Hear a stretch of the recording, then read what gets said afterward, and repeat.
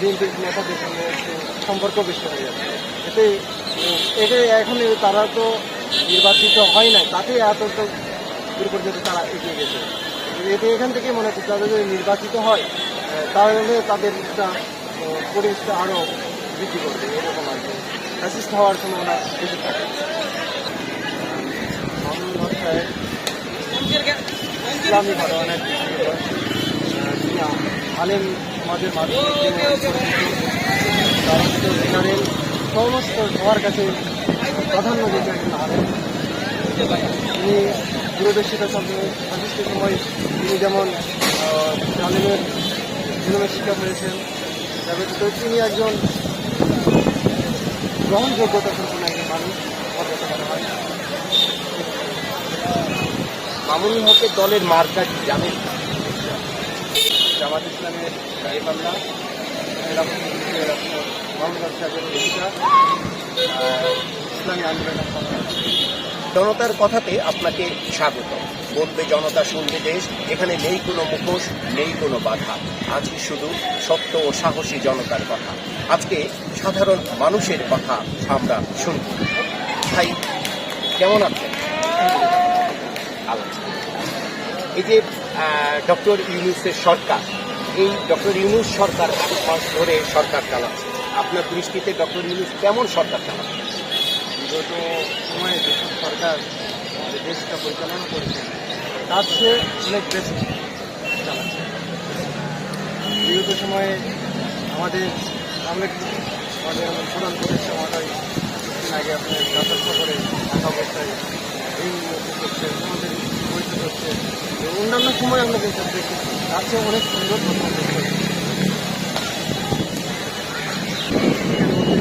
সংস্কার একটা বিষয়, সংস্কার থেকে অবস্থান করে নির্বাচিত সরকারও যে ছাড়াও যে সংস্কারটা এইভাবে সম্ভব নয়।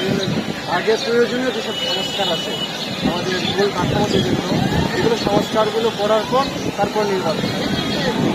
এতে 5 বছর এই ধরনের সামান্য ডিফারেন্স হতে পারে, যেহেতু আমাদের চলতেছে জুলাই কিংবা ডিসেম্বর, এরকম একটা আরেকটু সময় বাড়তি করে আপনার আর 2-1 বছর, যেমন 8 বছর যে চলতেছে তাতে একটু বেশি আরও 2-1 বছর যদি থাকেন তাহলে আমার মনে হয় যে সংস্কারটা হবে। তারপর আবার নির্বাচিত সরকারের কাছে তখন গেলে আরও যেটা ভালো হবে।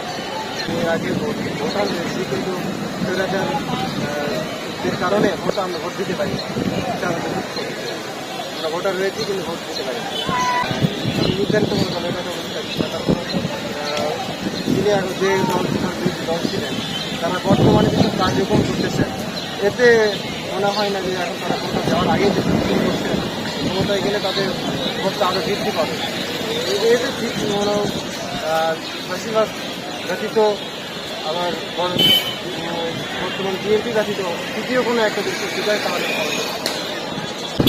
যে আমরা বিভিন্ন জায়গায় চাঁদাবাদী বিভিন্ন এমনকি বর্তমানে প্রভাবিত হচ্ছেন বিএনপির বিভিন্ন নেতৃত্বের মাধ্যমে। আমাদের প্রত্যেকটা এলাকাতে এরকম আপনার প্রশাসনের সঙ্গে আর কি বিএনপির নেতাদের সঙ্গে একটু সম্পর্ক বেশি হয়ে যাচ্ছে। এতে এখন তারা তো নির্বাচিত হয় নাই, তাতে এত তো দূর পর্যন্ত তারা এগিয়ে গেছে। এতে এখান থেকে মনে হচ্ছে তারা যদি নির্বাচিত হয় তাহলে তাদের একটা পরিবেশটা আরও বৃদ্ধি করবে, এরকম আর কি ফ্যাসিস্ট হওয়ার সম্ভাবনা বেশি থাকে। ডক্টর ইউনূস অবশ্যই মানুষ, কিন্তু তার বর্তমানে কিছু বিষয় নিয়ে আছে এইসব, যেমন নারী সংস্কার যেটাকে বর্তমানে যে কমিটিতে আছে এটাকে নিয়ে একটি বাকি এগুলো বাদ মোটামুটি ভালো আছে। তো তরুণ হিসাবে তাকে অবশ্যই চাবো।